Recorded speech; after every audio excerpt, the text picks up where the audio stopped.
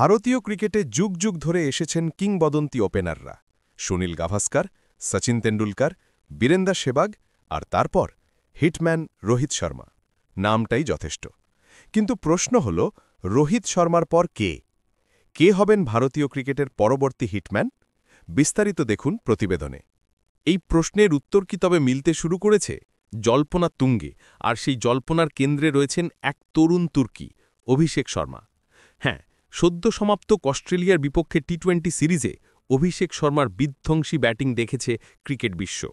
বিশেষ করে সিরিজের শেষ টি-20তে তার সেই আগুনে ইনিংস, যেভাবে তিনি অজি বোলারদের অনায়াসে মাঠের বাইরে পাঠাচ্ছিলেন, তাতেই ক্রিকেট প্রেমীরা তার মধ্যে রোহিত শর্মার ছায়া দেখতে পাচ্ছেন। অবশ্য অভিষেকের এই উত্থান হঠাৎ করে নয়। আইপিএলে সানরাইজার্স হায়দ্রাবাদের হয়ে ওপেনিংয়ে নেমে তিনি যে ঝড় তুলেছিলেন তা ভোলার নয়। পাওয়ার প্লেতে তার নির্ভীক এবং আক্রমণাত্মক ব্যাটিং কৌশল নির্বাচকদের নজরে পড়তে বাধ্য করে। ঘরোয়া ক্রিকেটে পাঞ্জাবের হয়েও তিনি ধারাবাহিক রান করেছেন। কিন্তু কেন তাকে সরাসরি রোহিত শর্মার সাথে তুলনা করা হচ্ছে?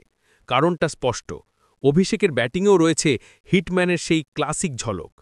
অনায়াসে খেলা সেই ট্রেডমার্ক পুল শট, টাইমিংয়ের ওপর ভরসা আর লম্বা ছক্কা হানাকার অবিশ্বাস্য ক্ষমতা।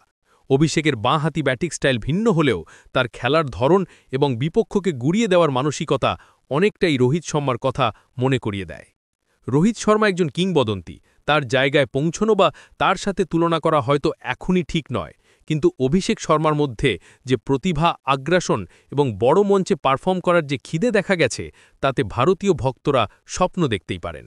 ভারত কি তাহলে সত্যিই পেতে চলেছে তার পরবর্তী ওপেনিং সুপারস্টার? অভিষেক শর্মা কি পারবেন হিটম্যানের রেখে যাওয়া জুতোয় পা গলাতে? সময়ই তার উত্তর দেবে।